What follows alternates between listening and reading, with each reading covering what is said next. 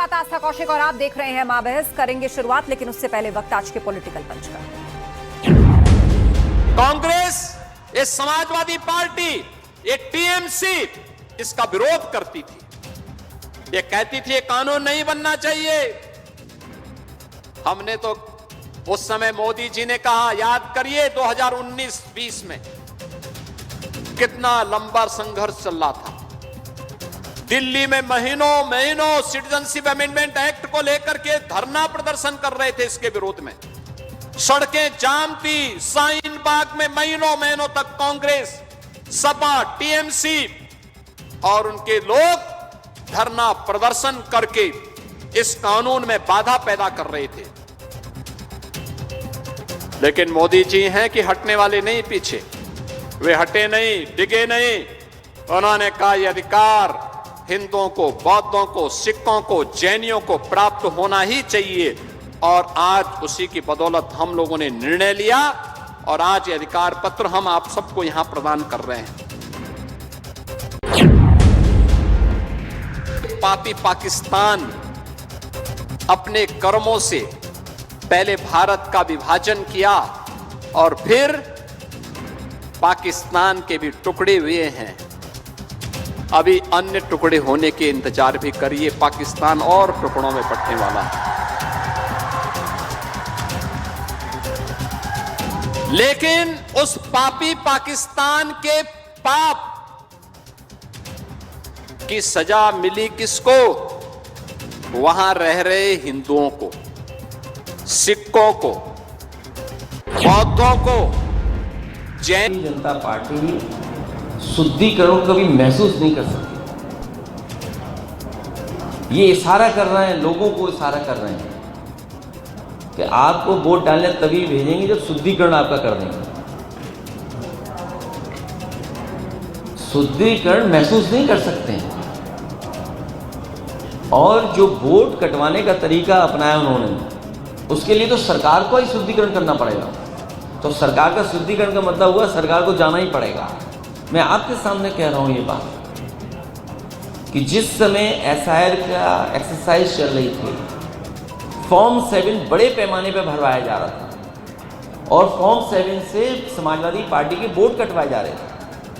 उस समय हम अपने तमाम जो पीडीए प्रहरी हैं उनका धन्यवाद देना चाहते हैं, कार्यकर्ताओं का, जिन्होंने नज़र गड़ाई हुई थी और हमें वो मौका मिला जहां पर हमने देखा कि भारतीय जनता पार्टी ने एक जो दस्तखत नहीं कर सकता, साइन नहीं कर सकता है, नंदलाल निषाद, उसका फर्जी दस्तखत कराया और फर्जी दस्तखत करा करके फॉर्म 7 से समाजवादी पार्टी के वोटरों का वोट काटा। श्री अखिलेश यादव ही, चाहे अतीक अहमद जैसे अपराधी आज नहीं है इस दुनिया में, चाहे मुख्तार अंसारी जैसे अपराधी, इन सबको किसने मतलब बढ़ाया था, किसने संरक्षण दिया था सत्ता का, यह पूरा प्रदेश जानता है, पूरा देश जानता है।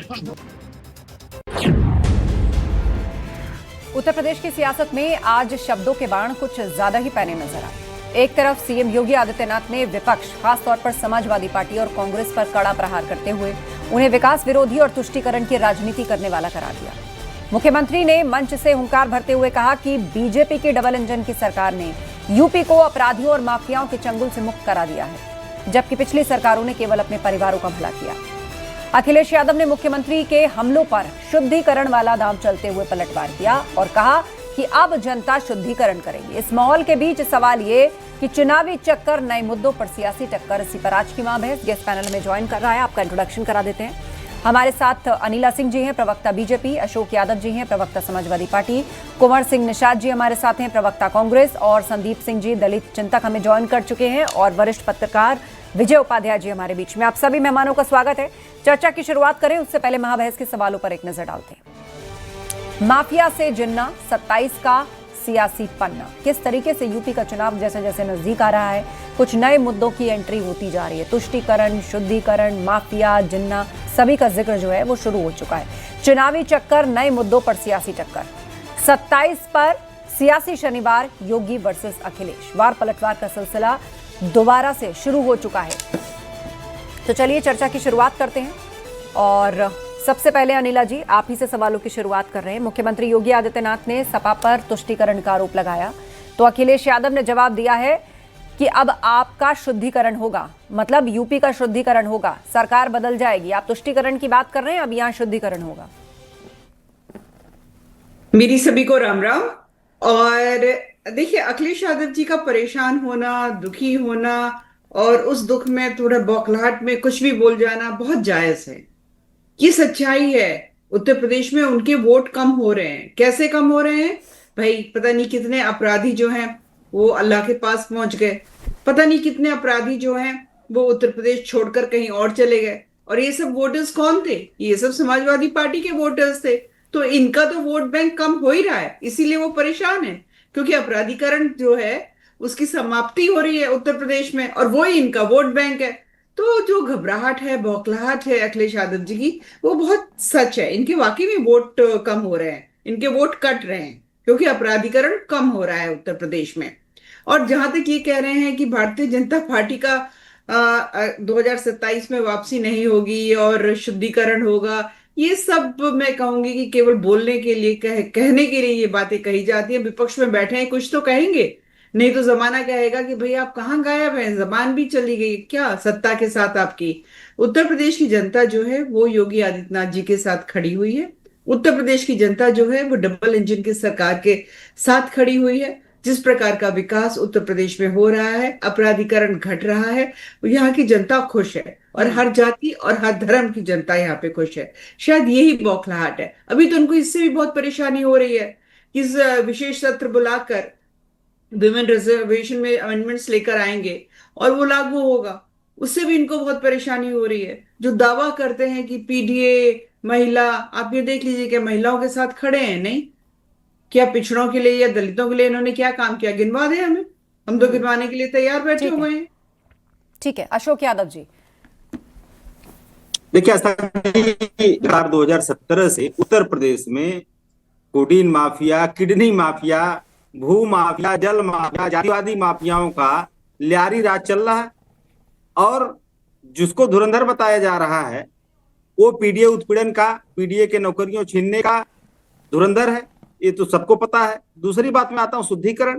देखिए, जिस तरह से उत्तर प्रदेश के माहौल में एक जहरीले बोल का जो प्रदूषण फैलाया गया, जिस तरह से धार्मिक उन्माद का प्रदूषण फैलाया गया, जिस तरह से हिंदू मुस्लिम के बीच में नफरत फैलाई गई, इस सबका शुद्धिकरण उत्तर प्रदेश की जनता 2027 में करने जा रही है।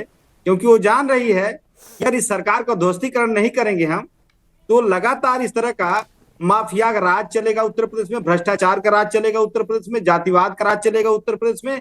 इस तरह का जितने भी प्रदूषण हो रहे हैं, ये सारे प्रदूषणों को साफ करने के लिए उत्तर प्रदेश की जनता कमर कस चुकी है और 2027 में योगी सरकार का शुद्धिकरण होने जा रहा है। दूसरी बात, आज जिस तरह से माननीय मुख्यमंत्री जी ने अपनी बात रखी यहाँ पर, वो जैसे जैसे चुनाव नजदीक आएगा आस्था जी, आप देखिएगा वैसे वैसे उनकी भाषा बदलती जाएगी। अभी तक तो तमाम जो बिजनेस समिट की बात होती थी, आर्थिक उदारीकरण की बात होती थी, उत्तर प्रदेश के 1 ट्रिलियन इकोनॉमी की बात होती थी, लेकिन जैसे जैसे चुनाव नजदीक आएगा आप देखेंगे मुख्यमंत्री से लेकर के एक अदने से इनके नेता तक की भाषा बदल जाएगी। अब वो सिर्फ हिंदू मुस्लिम की बात करेंगे, कभी जिन्ना की बात करेंगे, क्योंकि इनके पास उसके अलावा कुछ है ही नहीं चुनाव में जाने के लिए। और उसके बाद भी आप देखिए कि इनके पास अपने सरकार के 9 साल के कार्यकाल को बताने के लिए कोई काम नहीं है। होर्डिंग किसका लगवा रहे हैं?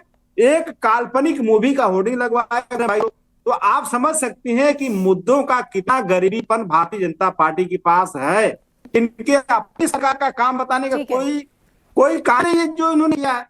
हमारी मेट्रो को अपना मेट्रो बता रहे हैं। चलिए, इस पर भी आएंगे। अशोक जी, फिलहाल के लिए मैं कहूंगी कि मतलब 3 पैनलिस्ट और उनकी बात भी सुन लेते हैं, काउंटर करने का मौका सबको मिलेगा। कुंवर निषाद जी हमारे बीच में, कुंवर सिंह निषाद जी, कांग्रेस के प्रवक्ता।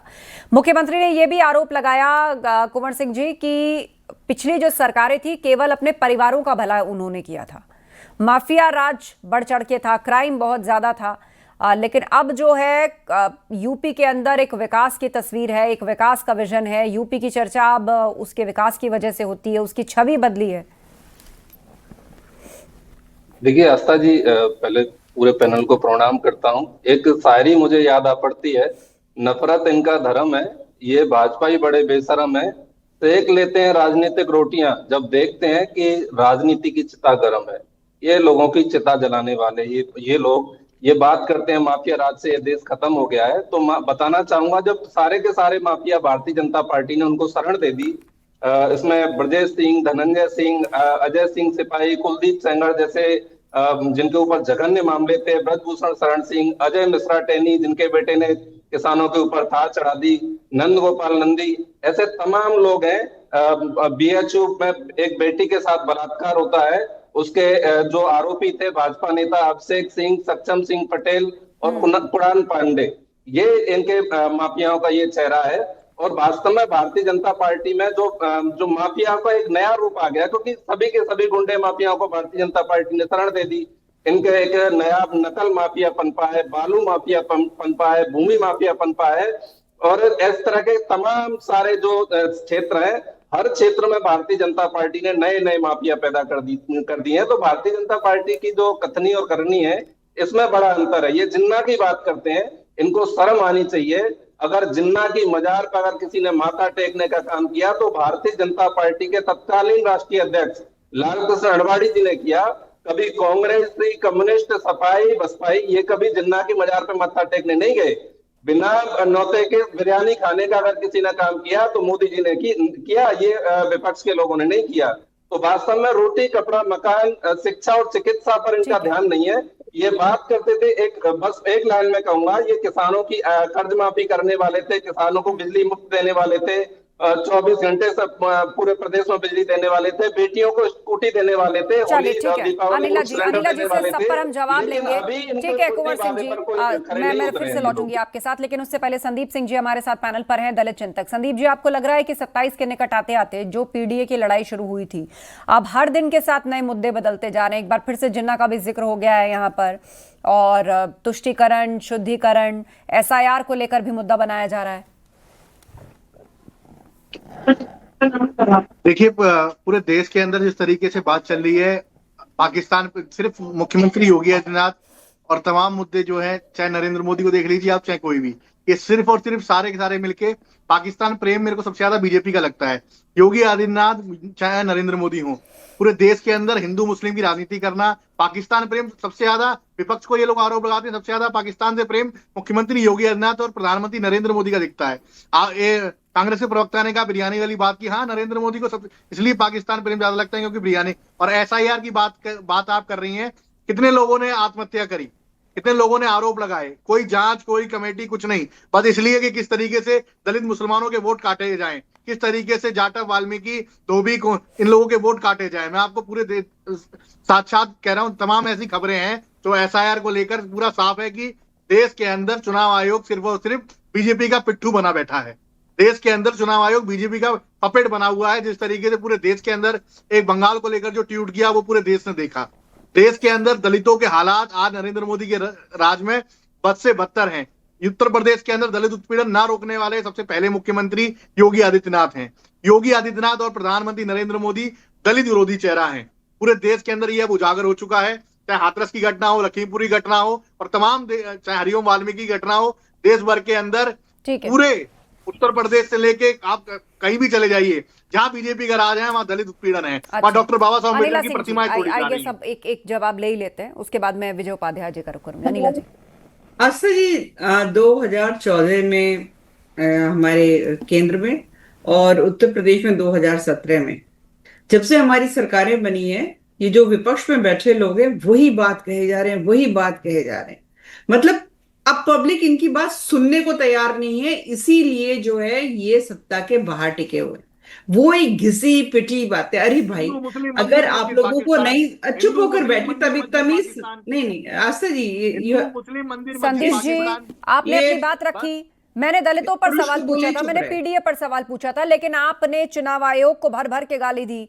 ठीक है, आप ना तो किसी पॉलिटिकल पार्टी से, आप यही कहेंगे ना, लेकिन फिर भी आपने अपनी बात कही और किसी पैनलिस्ट ने आपको नहीं टोका। अब जवाब सुन लीजिए, क्योंकि 3 लोगों ने सवाल खड़ा किया है, सपा ने सवाल खड़ा किया है, कांग्रेस ने सवाल खड़ा किया है, और आप भी सवाल पूछ रहे हैं। अनिला जी जी, तो अगर इन लोगों को कुछ समझ में नहीं आता है तो 2022 के चुनावी आंकड़े निकाल कर देख ले, और जो यहाँ पर बैठकर कह रहे हैं कि नहीं दलित विरोधी है, पिछड़ा विरोधी है, देख ले मेजॉरिटी में दलित ने और पिछड़े ने किस दल को वोट दिया है, और उन्होंने वोट दिया है इसलिए हम सत्ता में हैं, और आपको वोट नहीं दिया है इसलिए आप बाहर बैठे हुए हैं। अरे कुछ पढ़े लिखे वालों की बात कर लिया करें। आप लोग हमेशा लाल टोपी पहनकर या पंजा दिखाकर आप लोग सोचते हो कि गुंडागर्दी करोगे, कुछ भी झूठ फैला दोगे, कुछ भी झूठ फैला दोगे और जनता जो है मान जाएगी। लोकसभा चुनाव देखा होगा आपने, किसने किसको वोट दिया है? इस युग में आप लोग आस्था जी या तो इस श्रीमान को डिबेट करने की अकल नहीं है। संदीप जी, आपको काउंटर करना है, मैं आपको समय दे दूंगी। अनिला जी 10 सेकंड कंक्लूड करिए, उसके बाद कुंवर सिंह जी, और फिर मैं वरिष्ठ पत्रकार का रुख करूंगी। जिन लोगों के जमाने में 1 डिस्ट्रिक्ट 1 माफिया होता था, आज 1 डिस्ट्रिक्ट 1 प्रोडक्ट हो रहा है, और 1 डिस्ट्रिक्ट 1 प्रोडक्ट में कोई भी जाति, कोई भी धर्म का व्यक्ति है, अगर उसका बिजनेस चल रहा है तो वो क्यों नहीं भारतीय जनता पार्टी को सपोर्ट करेगा? अगर उनकी बहन बेटियां सुरक्षित हैं, घर में आराम से बैठी हैं, और जब बाहर निकलना हो आधी रात बाहर भी निकल सकती है, तो वो क्यों नहीं भारतीय जनता पार्टी के लिए? मैं लौटूंगी। हमारे बीच में पैनल पर वरिष्ठ पत्रकार विजय उपाध्याय जी भी हैं। विजय जी, सीएम योगी ने कहा सच्चा शासन वही है जहां प्रजा सुखी रहे, और उन्होंने कहा पिछली सरकारों में संवेदनाओं का अभाव था। एक बार फिर से परिवारवाद की उन्होंने बात की। उन्होंने फिर से ये कहा कि सरकारी योजनाओं का लाभ जो था वो केवल सैफई तक सीमित था, माफिया, गुंडे, कर्फ्यू का संकट था, अब ऐसा नहीं है। जिन्ना का भी जिक्र हो गया। अब 2027 आते आते जो सियासी बयानबाजी है वो और तीखी होती जा रही है। तुष्टीकरण के बाद अब अखिलेश यादव ने कह दिया कि भाई शुद्धिकरण होगा।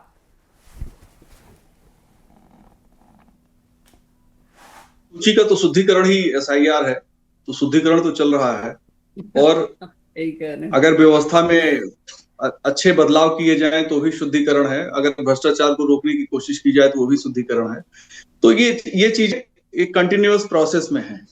अपोजिशन को निश्चित तौर पे सरकार को घेरना चाहिए और सरकार को जवाबदेह बनाना चाहिए, लेकिन जो भाषा आजकल इस्तेमाल हो रही है वो सोशल मीडिया की भाषा है। नेता सोशल मीडिया की भाषा यूज कर रहे हैं, वहां से फ्रेज उठा रहे हैं, और सोशल मीडिया नेताओं की बात को मीम्स में और उसको और ज्यादा एग्जेजरेट करके सोशल मीडिया में इस्तेमाल कर रही है।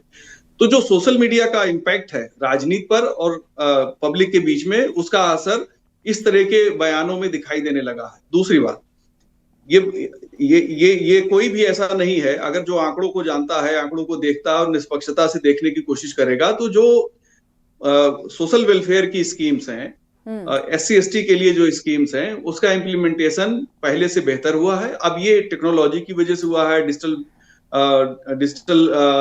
मीडिया के इस्तेमाल से हुआ है, तो इसके कई कारण हैं, लेकिन हुआ है, लीकेजेस कम हुए हैं, लोगों को बेहतर सुविधाएं मिल रही हैं। इसके अलावा अगर आप देखें तो कई चीजें ऐसी हैं जिसके बारे में लोग सोचते थे और हो नहीं पा रहा था, खासतौर पे ग्रामीण क्षेत्रों में शौचालय। मुलायम सिंह जब रोड पे चलते थे तो उन्होंने एक बार हम लोगों के बीच में बताया था, 2003 या 2004 की बात है, कि भाई ये जो सड़कों के किनारे महिलाएं बैठती हैं और गाड़ी की रोशनी पड़ती है तो उठ के भागती हैं, ये बहुत ही बुरा है, इसको ठीक होना चाहिए। लेकिन वो ठीक हुआ बहुत लंबे समय बाद, और वो ठीक हो गया, काफी कुछ ठीक हो गया। अब स्वेच्छा से लोग भले बाहर जाते हैं, लेकिन आमतौर पर शौचालय वगैरह मिल गए। और जो डिबेट चलती है कि भाई ठीक है हिंदू मुसलमान, तो ये तो हमारे संविधान में व्यवस्था बना दी गई। अगर कॉमन सिविल कोड होता 1947 के बाद से, तो हिंदू मुसलमान होने की संभावना नहीं थी। आपने संविधान ने पूरा सब कुछ बनाया, उसके बाद एक लकीर खींच दी कि यहाँ अल्पसंख्यक है और ये बहुसंख्यक है। उस पे अम्बेडकर भी ढेर सारे कमेंट हैं, उनकी किताबों में तमाम चीजें जिक्र हैं।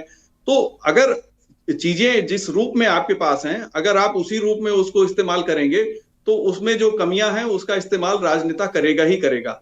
हमारे देश में मल्टी पार्टी सिस्टम है, इसीलिए जाति के नाम पर, धर्म के नाम पर पार्टियां बनी हुई हैं। एक इत्तेहादुल मुस्लिमीन पार्टी ही है, और कुछ देखिए अलग अलग जातियों की पार्टियां, हालांकि उन्होंने जातियों के नाम नहीं रखे, लेकिन ये पहचानी जाती है कि भाई ये फला जाति की पार्टी है। तो हमारी राजनीति में कुछ चीजें ऐसी हैं जो हमें विरासत में मिल गई। विरासत में मतलब हमारे संविधान के साथ हमें दे दी गई हैं, और उसका इस्तेमाल राजनेता करते हैं, तो हम उनको रोक भी नहीं सकते हैं। अगर हिंदू मुस्लिम का मसला संविधान के तहत ही दर्ज हो गया है तो उसका इस्तेमाल होगा ही होगा। अगर कहीं कोई और दिक्कत है, कहीं कोई लूप होल बचा हुआ है, तो राजनेता उसका भी इस्तेमाल करेंगे। उत्तर प्रदेश एक बड़ी आबादी वाला राज्य है, कुछ चीजें यहाँ ठीक हुई हैं, कुछ चैलेंजेस हमेशा बाकी हैं। ये बात सही है। जो दलित उत्पीड़न के मामले हैं उत्तर भारत में हमेशा, खासतौर पे उत्तर प्रदेश में तो दलित मूवमेंट कभी चला ही नहीं, सिर्फ कांशीराम जी ने चलाया और उसका एक इम्पैक्ट 2005 से 7 तक दिखाई दिया, जब जनरल कास्ट और दलित एक साथ एक मंच पे बैठते थे और जनरल कास्ट के लोग बड़े पैमाने मायावती जी के पैर छूते थे और उनको देवी मानते थे और तमाम लोग मिनिस्टर बने थे। लेकिन वो मोमेंट उनका बिखर गया। कब बिखरा? जब कन्नौज में दलित रसोइयों ने खाना बनाया और कुछ ने कहा कि हम नहीं खाएंगे, तो मायावती जी ने दलित रसोई हटा दिए, तो वहां से डिरेल हो गया। चीजें जिस बेहतर तरीके से आगे बढ़ रही थी वहां गड़बड़ हो गया। आज के दौर की राजनीति बहुत बदल गई है और इस बदली हुई राजनीति में हमें नए तरीके से इन चीजों को देखना पड़ रहा है। बिल्कुल। कुंवर सिंह निषाद जी। जी देखिए आस्था जी, अभी बहन अनिला जी ने कहा कि अपराधी अल्लाह के पास चले गए, तो मैं याद दिलाना चाहता हूं अनिला जी को, भारतीय जनता पार्टी के लोगों को, कि योगी सरकार में 110 विधायक ऐसे हैं जिनके ऊपर मुकदमे दर्ज हैं, जिनमें से 90 ऐसे विधायक हैं जिनके ऊपर गंभीर मामले दर्ज हैं, और योगी सरकार के 29 ऐसे मंत्री हैं जिनके ऊपर आपराधिक मुकदमे दर्ज हैं, और स्वयं इनके उप मुख्यमंत्री केशव मौर्य जी के ऊपर 2 हत्या के मुकदमे दर्ज थे, और स्वयं मुख्यमंत्री योगी आदित्यनाथ जी के ऊपर भी तमाम मुकदमे दर्ज थे। तो क्या मान लिया जाए कि योगी आदित्यनाथ जी अल्लाह है और इन्होंने तमाम अपराधियों का कुनबा जोड़ दिया है, जिसमें ग्राम के प्रधान से लेके जिला पंचायत सदस्य से लेके जिला पंचायत अध्यक्ष से लेके और विधायक सांसद तक और मंत्रियों तक एक बहुत बड़ा कुनबा इनका इकट्ठा हो गया है। तो क्या मान लिया जाए कि योगी आदित्यनाथ ही अल्लाह है इनके हिसाब से? तो ये जो इनका जो बनाना चाहते हैं माहौल, तो इस तरीके से संदीप जी इंतजार करिए, इंतजार करिए। कुंवर सिंह जी ठीक है, चलिए आपने जो सवाल उठाया उस पर पहले जवाब दे लेते हैं। अनिला जी बोलिए। आस्था जी, इनके नेता जो है माँ बेटा खुद ही बेल पे बाहर घूम रहे हैं, आज यहाँ पर पाठ पढ़ाने चले। मैं तो कहती हूँ कि भाई शुचिता होनी चाहिए। कौन सा ऐसा राजनीतिक दल है जहां पर नेताओं के ऊपर मुकदमे नहीं है? अब वो मुकदमे जेन्युइन है या पॉलिटिकल राइवलरी की वजह से हैं, किसी भी कारण की वजह से होगा, अगर यहाँ पे बैठकर आप पाठ कर पढ़ाइए आप, क्योंकि जो माँ बेटा दोनों जो है बेल पे बाहर घूम रहे हैं। जिस प्रकार का करप्शन कांग्रेस पार्टी ने किया है, ठीक है चलिए, एक दूसरे के नेताओं पे आप दोनों ने बोल लिया। हाँ, अब फैक्ट की बात हो। अनिला जी। बिल्कुल परेशान हो जाते हैं। तो यहाँ पर बैठकर अपने गिरेबान में झांकिए और फिर बोलिए। दूसरी बात यह है कि कांग्रेस का तो करप्शन जग जाहिर है। अभी इन्होंने दुनिया भर का मुकदमा लड़ लिया, जो अपने आप को अल्पसंख्यक कहते हैं उनके लिए बैठकर इन्होंने मुकदमा लड़ लिया। ये वही कांग्रेस पार्टी तो है जिसने कॉन्स्टिट्यूशन के प्रियम्बल में अमेंडमेंट लेकर आ गए, जो कि बिल्कुल जरूरत नहीं थी। धर्मनिरपेक्ष डालने की आवश्यकता क्या थी? हमारे तो भारत की जो धरा है, संस्कृति है, वो अपने आप में धर्मनिरपेक्ष है। और ये जो कड़वाहट जो आप बोलते हैं ना, हिंदू मुसलमान भारतीय जनता पार्टी कड़वाहट, अरे आप लोगों ने यानी कि कांग्रेस पार्टी और मुस्लिम लीग ने मिलकर ही तो ये कड़वाहट की सारी जड़ें बोई थी। ठीक है अनिला जी, इसकी वजह से देश के टुकड़े भी हो गए थे। अशोक जी, हाँ मेरे पास लास्ट 2 मिनट का वक्त है। अशोक जी। हाँ आस्था जी, आपने कहा बात करिए, तो मैं फैक्ट पर ही बात कर रहा हूँ। एसोसिएशन फॉर डेमोक्रेटिक रिफॉर्म की रिपोर्ट के हिसाब से योगी सरकार के 49% मंत्री के ऊपर क्रिमिनल केसेस हैं। ये इसमें कोई फैक्ट है। दूसरी बात पे अनिला जी भ्रष्टाचार की बात करी। हमारे राष्ट्रीय अध्यक्ष जी ने कहा कि भ्रष्टाचार को जिस तरह से पानी की टंकियां उत्तर प्रदेश में धराशायी हो रही हैं जल जीवन मिशन के तहत, उसमें जब किसी पानी की टंकी की टेस्टिंग हो तो वहां के भाजपाई नेताओं को उसके नीचे खड़ा करके फिर उस पानी की टंकी में पानी भरा जाए, ताकि वहां के अगल बगल की जनता में विश्वास पैदा हो कि ये पानी टंकी गिरेगी नहीं। लेकिन एक भी भाजपा वहां खड़ा होने के लिए तैयार नहीं है। वो जान रहा है जैसे पानी भरेगा हो सकता है टंकी गिर जाए, हमारे ऊपर हमारे साथ कुछ जो है कोई घटना घट जाए। तो भ्रष्टाचार का आलम में है। लास्ट में ये बोलूंगा कि आपने देखा होगा जिस तरह से मछली को चारा खिला के फंसाया जाता है जो है, उसी तरह से भारतीय जनता पार्टी छद्म हिंदुत्व, छद्म सनातन और छद्म राष्ट्रवाद का चारा फेंकती है और पीडीए के लोगों को फंसा के ले लेती है। जो अनिला जी ने कहा ना कि पिछड़े दलितों को वोट हमको मिला है, इसी तरह से वोट आपको मिला है। आपने चारा फेंका छद्म सनातन, छद्म हिंदुत्व, छद्म राष्ट्रवाद का, उसी चारा से आपने पिछड़े दलितों को फंसाया है। जब फंस गए तो आपने उनका गला रेत दिया, उनकी नौकरियां छीन लिया। चुनाव में ये आरोप आप पर भी लगता है? आशा जी लोकसभा चुनाव में हो या राज्यसभा चुनाव में, इससे मतलब नहीं है। लेकिन इन्होंने कहा कि पिछड़े दलितों को वोट हमको मिला। हम लोग मान रहे हैं कि पिछले दलितों को वोट आपको मिला, तभी आप केंद्र में और यहाँ पे उत्तर प्रदेश सत्ता में है। लेकिन 2022 में 2024 में लोकसभा चुनाव में पिछड़े दलित सतर्क हो गए। कितनी बार आप चारा खिलाएंगे उनको? सनातन संदीप सिंह जी, उसके बाद क्लोजिंग कमेंट अनिला जी। संदीप सिंह जी, देखिए, दलित पिछड़ों का वोट अगर बीजेपी को मिला होता तो 2024 में जो हालात बन गए थे वो नहीं बने होते। विपक्ष को दबा के, जिसे मैं कहूंगा कि भरपूर दलितों का और पिछड़ों का वोट मिला, तभी हालात नरेंद्र मोदी के हो गए थे कि वाराणसी के अंदर भी 6000 से पीछे शुरू में चलने लग गए थे। और बहन बेटी की बात करी, मेरठ के अंदर दलित बेटी का अपहरण कर लिया गया, उसकी मां की हत्या कर दलित बेटी का अपहरण कर लिया गया। उस पर खामोश है पूरी भारतीय जनता पार्टी। और डॉक्टर बाबा साहब अम्बेडकर की मूर्ति का सर एकदम अलग कर दिया गया। ये दलित सम्मान है बीजेपी का पूरे देश के अंदर। आप बताइए, कोई भी कार्रवाई लगातार देश भर के अंदर डॉक्टर बाबा साहब अम्बेडकर की मूर्तियां तोड़ी जा रही हैं। अनिला सिंह जी, देश के अंदर दलितों का उत्पीड़न नरेंद्र मोदी की सरकार में हो रहा है, ये बात आप मानिए। ठीक है, चलिए अब इस पर जवाब ले लेते हैं। इस प्रकार के युवा नेता हैं आप, यहाँ पे चिंतक बन के बैठे हुए हैं, पर दलितों की चिंता आपके मुंह से कहीं से दिखाई नहीं दे रही है, दूर दूर तक नहीं दिखाई दे रही है। जब कोई भी प्रदेश, कोई भी राष्ट्र जो है अगर विकास करता है तो वो ऑल इंक्लूसिव होता है। अभी उपाध्याय जी ने भी बताया कि किस प्रकार से जो शौचालयों का निर्माण हुआ, किस प्रकार से घर दिए गए हैं, छत दी गई, किस प्रकार से जो महिलाएं हैं, खासतौर से जो गरीब महिलाएं हैं, उनको किस प्रकार से लोन देकर उनको स्वावलंबी बनाया जा रहा है। किस प्रकार से जो हमारे युवा हैं उनको नए आयाम मिल रहे हैं तरक्की करने के लिए। किस प्रकार से उद्योग जो है हमारे उत्तर प्रदेश में पनप रहा है। कुल मिलाकर चुनावी चक्कर और ये जो सियासी चक्कर शुरू हुई है, ये 2027 के लिए अभी से ही राजनीतिक दलों के उन मुद्दों को दिखाती हैं जिसके इर्द गिर्द ये चुनाव रहने वाला है। आप सभी का धन्यवाद इस चर्चा में शामिल होने के लिए। तो आपने देखा किस तरीके से एक तरफ मुख्यमंत्री योगी आदित्यनाथ ने कहा कि भाजपा की डबल इंजन सरकार ने यूपी को अपराधियों और माफियाओं के चंगुल से मुक्त कराया, जबकि पिछली सरकारों ने केवल परिवारों का भला किया। इस पर जवाब देते हुए अखिलेश यादव ने कहा कि शुद्धिकरण वाला दाव चला और कहा कि अब जनता शुद्धिकरण करेगी। अब सवाल ये, चुनावी चक्कर, जनता किस पर भरोसा जताएगी, ये सिर्फ जनता ही जानती है। महाबहस में इतना ही। खबरें जारी हैं, बने रहिए हमारे साथ।